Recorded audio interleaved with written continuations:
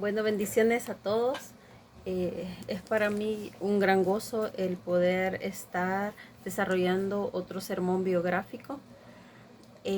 Este sermón se titula Mefiboset, lo que es la historia y todo lo que es el contexto de Mefiboset. La cita de referencia la encontramos en 2 de Samuel 9. Y nos dice que dijo David: ¿ha quedado alguno de la casa de Saúl a quien haga yo misericordia por amor de Jonatán? Encontramos que Mefiboset fue un niño víctima de las circunstancias cuando tenía aproximadamente 5 años. Su padre Jonatán y su abuelo Saúl había sido rey, habían muerto en la guerra, ¿verdad? Era un príncipe que nació en palacio o en cuna de reyes, como decimos, que algunos tuvieron mucho más suerte, pero todo cambió de la noche a la mañana. Mefiboset, siendo el nieto, pues en aquella entonces se daba mucho la costumbre de que cuando ya había sido conquistada un territorio, tenían que dar muerte hasta el último familia de la realeza. Entonces corría peligro, ¿verdad? El niño. Y eh, porque en tiempos futuros podría ser de que se levantara a reclamar el reino. Por eso es que tenían que haber como un exterminio total de la familia. Vamos a ver puntos importantes. Por ejemplo, cuando siendo David rey, recuerda el pacto de amigos que hizo con su amigo Jonatán. Siba era un siervo que probablemente cultivaba la tierra, y esa referencia la vemos en 1 de Samuel 20:16, y dice así: y cuando los mensajeros, permítame,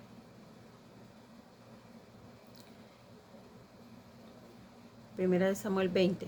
Y cuando los mensajeros entraron, aquí la estatua estaba en la cama y una almohada en el pelo de cabra a su cabecera. Entonces Saúl dijo a Mical: ¿por qué me has engañado? Y así dijo, creo que este no es el verso, creo que es el 9:3. Estamos en vivo, así es que las disculpas del caso, ya los tenía marcado, pero ya lo vamos a buscar. Entonces, la misericordia de Dios siempre lleva un propósito, porque aunque era el nieto de Saúl, probablemente hubiera olvidado la promesa que hizo a Jonatán, ¿verdad? Y qué bonito ver sobre que ya cuando fue Saúl, cuando fue el rey David, ya fue proclamado, ¿verdad? Y se sienta ya en el trono. Él se recuerda de la promesa que había hecho.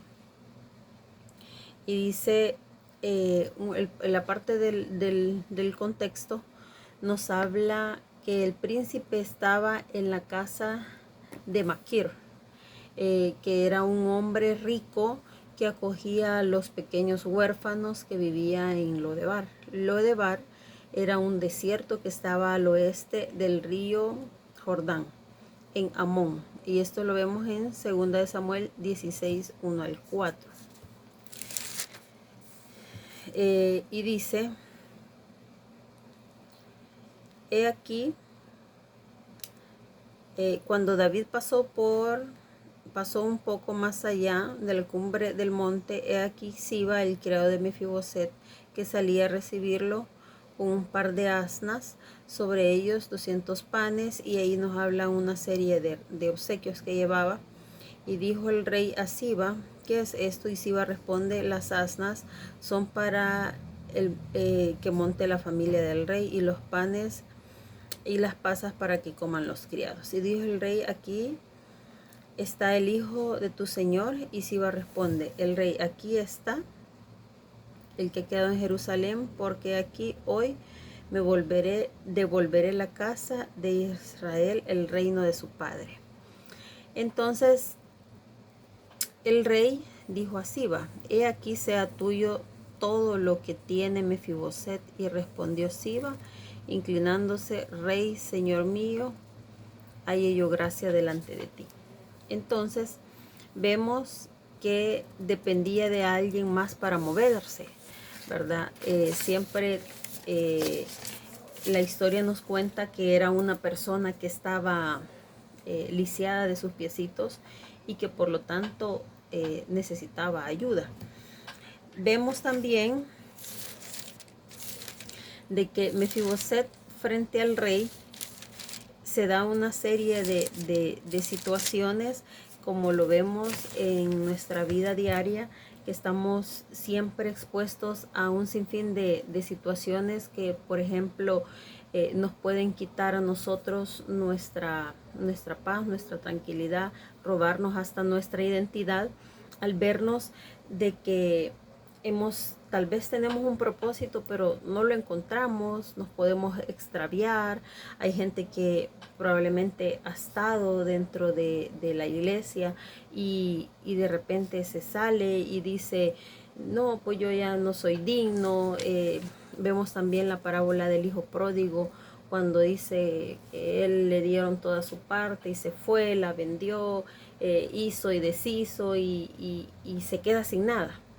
Y él recordaba mucho sobre en la casa de mi padre hay pan, sus criados se alimentan bien, y me da tanta compasión el ver ese momento en el que hay un reconocimiento, ¿verdad?, de que solamente en la casa del Señor es que nosotros podemos encontrar esa sanidad, esa estabilidad, esa plenitud, ¿verdad?, llamémosle así.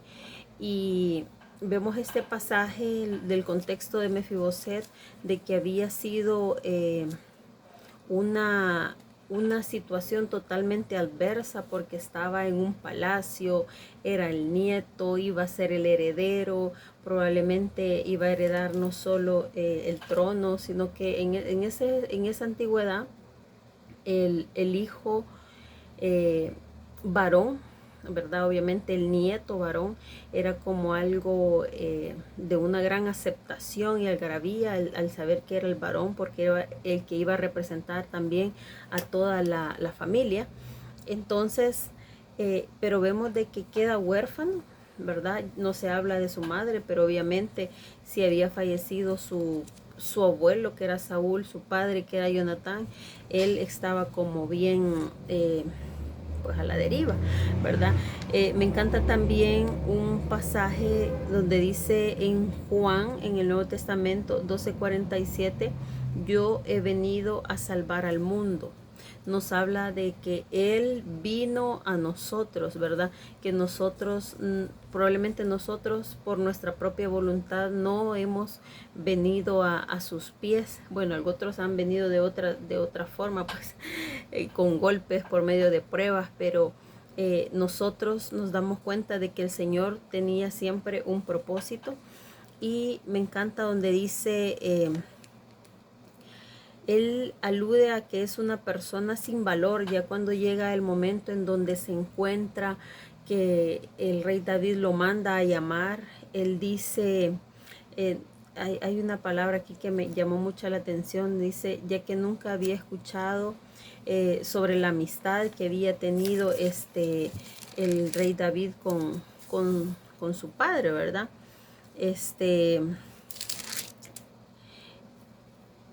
Por ejemplo, en el capítulo 9, versículo 8, dice: inclinándose dijo: ¿quién es su siervo para que mires como un perro muerto? O sea, él tenía como una autoestima, como aparte de que había mucho temor, ¿verdad?, de parte de Mefiboset hacia todo lo que era ya la realeza de su comitiva del rey David.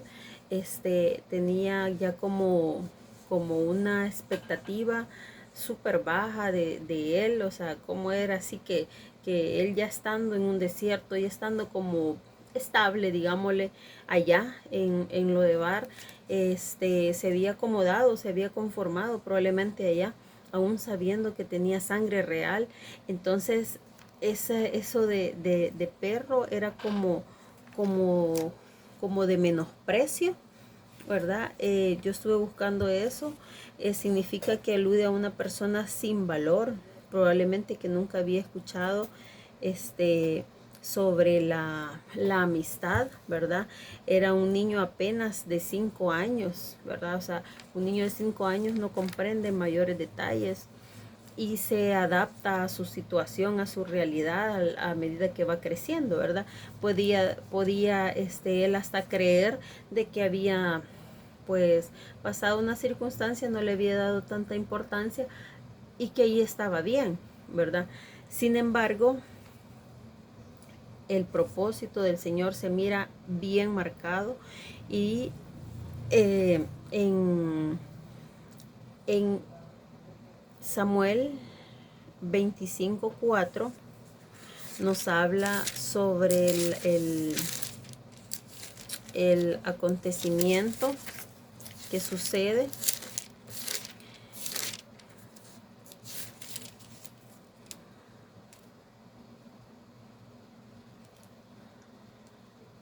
Y dice de que él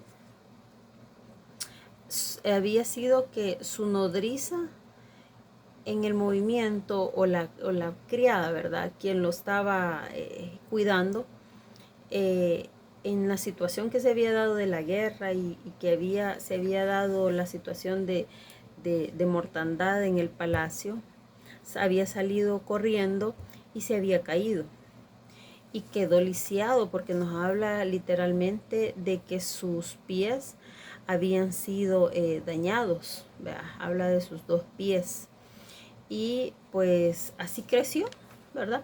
Cualquiera hubiera podido culpado, vea, la nodriza, hubiera podido decir, no, es que mejor me hubiera dejado, vea, que me mataran, poniendo una actitud negativa y poniéndose también en la situación de que, pues sí, y yo en lo personal ya he escuchado personas así que dicen, es que mejor me hubiera muerto, o sea, personas que tal vez en un accidente, esposos que perdieron a sus hijos y a su esposa y dice, ¿por qué yo no mejor me morí en lugar de ellos? ¿O por qué yo no me fui tan bien? Y se pone en esa parte de culpabilidad también y de víctima. Entonces, probablemente se hubiese ocupado también ese sinónimo y entonces la prueba y la calamidad puede generarnos comodidad, conformismo, ¿verdad? Y generar un ambiente de realidad, porque hay alguien que le dice a muchas personas, no, pero es que vos tenés que ser realista, o sea, tu situación es así y quién sabe que logres salir de esa, ¿verdad? Pero cuando nosotros confiamos en que sabemos que el Rey vive, aunque estemos en el desierto, aunque estemos pasando por pruebas, por tribulaciones, sabemos que el Señor se va a glorificar en nuestras vidas. Entonces estaba operando a favor de Mefiboset. La restitución de David le dará todo. O sea que dice así. Por ejemplo, le pregunta el rey, ¿ha quedado alguien de la casa de Saúl a quien haga yo misericordia de Dios? Y esta palabra me llena tanto porque quizás en la humanidad de David, él, y a mí me atrae mucho esta situación de que David estuvo como un sirviente, vea, a los pies de Saúl, tocaba el arpa, tocaba instrumentos y Saúl, de todo su malestar y todo a medida que David iba tocando, iba como teniendo un poquito de tranquilidad, conocía todo el ambiente, pero cuando el Señor habla sobre, la palabra habla sobre misericordia de Dios, o sea, Él es consciente, o sea, que era el hijo de su amigo, pero era nieto de Saúl que lo intentaba matar, ¿verdad? Sin embargo, me encanta mucho porque dice, haré misericordia de Dios. Y si iba a responder al rey, sí, ha quedado un hijo de Jonatán, lisiado de sus pies. Entonces el rey le pregunta, ¿y dónde está? Y Siba responde al rey, he aquí, está en la casa de Maquir, hijo de Amiel, en Lodebar. Entonces David envió y lo trajeron a casa, de casa de Maquir, y vino Mefiboset y dijo a Jonatán, hijo de Jonatán, que era hijo de Saúl, o sea, Jonatán. Se postró su rostro e hizo reverencia al rey David. Y David le dice, heme aquí, está tu siervo, dice Mefiboset. Y le dijo David, no tengas temor, porque yo a la verdad haré contigo misericordia por amor a Jonatán tu padre. Entonces, qué bonito es hacer una promesa y qué bonito es cumplirla, porque muchas veces podemos decir, ah, no, Señor, bueno, hablando desde los términos que nosotros a veces hacemos promesas al Señor, si tú me haces este milagro, Señor, yo te prometo que voy a ir todos los días a la iglesia, que voy a ayunar, que voy a orar, que voy a leer. Y a veces se nos olvida, ¿verdad?, las promesas. Ya no se diga cuando a veces le hacemos promesas a nuestros hijos, a nuestra familia, a nuestras amistades, ¿verdad? Entonces, qué importante es mantener nuestra palabra, que sea una palabra de honor, que sea una palabra de respeto. Entonces, ¿quién es tu siervo?, le dijo, para que mires. Y ahí pues se excusa a Mefiboset. Entonces el rey llamó a Siba, siervo de Saúl, y le dijo, todo lo que fue de Saúl y todo en la casa, yo lo he dado al hijo de tu señor. Y pues le labrarás la tierra, tú con tus hijos. O sea que Siba tenía hijos, agricultores, tenía obreros ahí mismo, y el rey David le da el mandato de que él iba a estar atendiendo a Mefiboset. Entonces le dice, almacenarás los frutos, y le da un sinfín de órdenes para que Mefiboset, el hijo de su señor, comerá siempre a la mesa. Y tenía Siba 15 hijos y 20 siervos, o sea que tenía una buena cantidad de personal para poder atender todo. Pero hay un detalle que es bien importante en el 9:12. Y tenía Mefiboset un hijo pequeño que se llamaba Micaía, y toda la familia de la casa de Siba eran siervos de Mefiboset. Entonces, en la mesa del rey, él mandó, el manto de la gracia nos cubre. Y es tan maravilloso saber que cuando ya el Señor nos manda a que vengamos, a que regresemos, a que nos recibe, dice que con lazos de amor nos ha traído. Yo creo que el Señor es tan misericordioso que su gracia nos cubre nuestras imperfecciones. Yo he escuchado este pasaje y esta prédica en varios predicadores de alto rango, le llamo yo, y todo le dan a veces un sentido diferente. Cada quien le da un sentido de amor, de gracia, de restitución, como lo había escrito yo aquí, que el Señor es quien nos redime, nos restaura y nos trae a la mesa. Y ese manto probablemente cubría los pies, sus piernas, ¿verdad? Puede ser de su cadera para abajo, y no se notaba las imperfecciones de él, no se notaba que él había estado lisiado.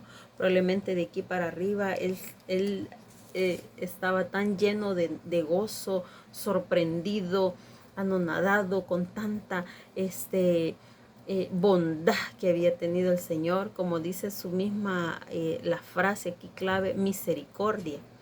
Entonces habla sobre que eh, Dios tuvo cuidado hasta del hijo de Mefiboset y probablemente de la esposa de Mefiboset.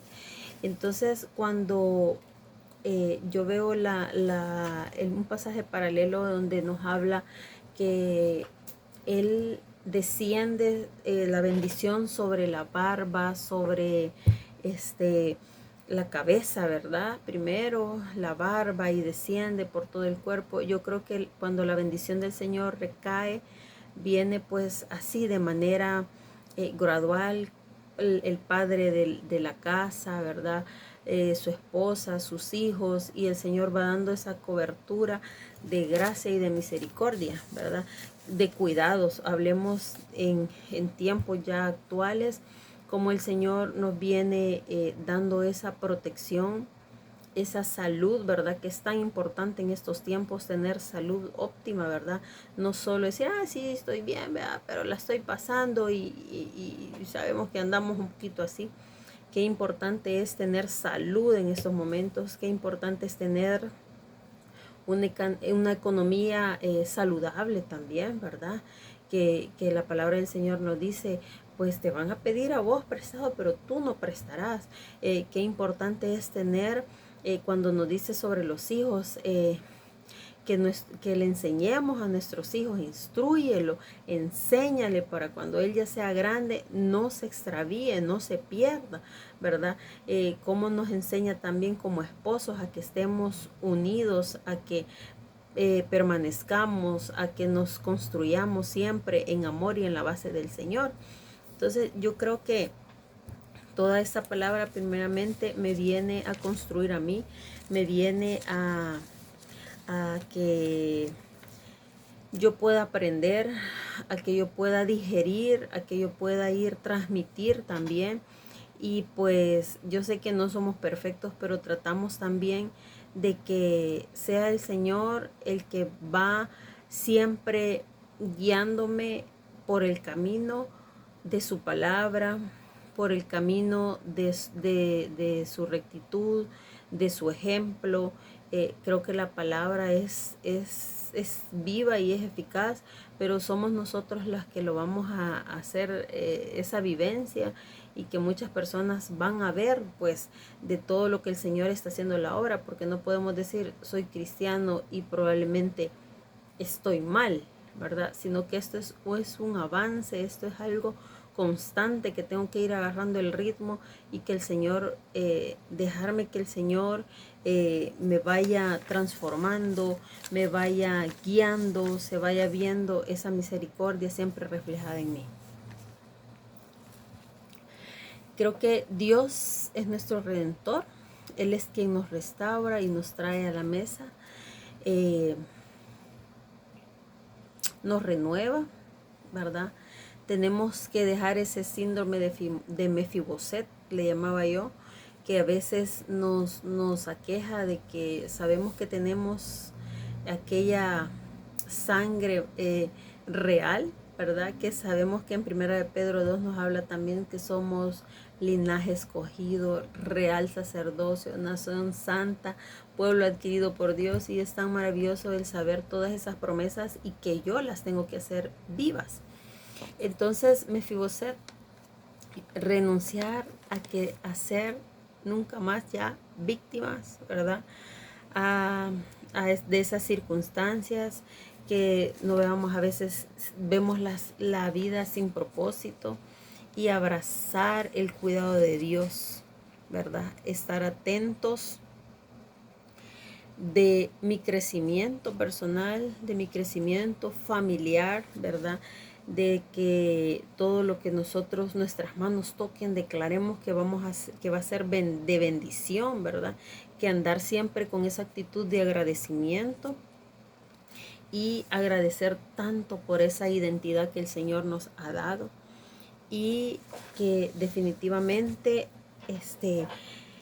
declaremos que pues el Señor ha dejado tantas promesas en la palabra, pero que nos tenemos que apoderar y apropiar, ¿verdad? Así es que vamos a orar ya para finalizar, y le vamos a decir, un buen Dios que ha sido tan perfecto en permitirnos, Señor, llegar a otro, culminar otra clase más. Señor, te damos las gracias porque toda tu palabra sabemos que es viva y eficaz y es más cortante que toda espada de dos filos. Señor, estoy tan agradecida, Padre, por esa misericordia que has tenido conmigo, con mi familia. Padre, yo quiero bendecir en este momento a todos mis compañeros, Señor, del Colegio de Teología. Quiero bendecir, Señor, su vida de una manera, Señor, que tú obres sobrenaturalmente, Padre, que te puedas dejar sentir en cada área que ellos necesiten, Padre, en el área familiar, Señor, económica, espiritualmente, Padre, que sean llenados sobrenaturalmente. Padre bendito, también te suplico por la maestra que ha estado dirigiendo, Señor, esta materia.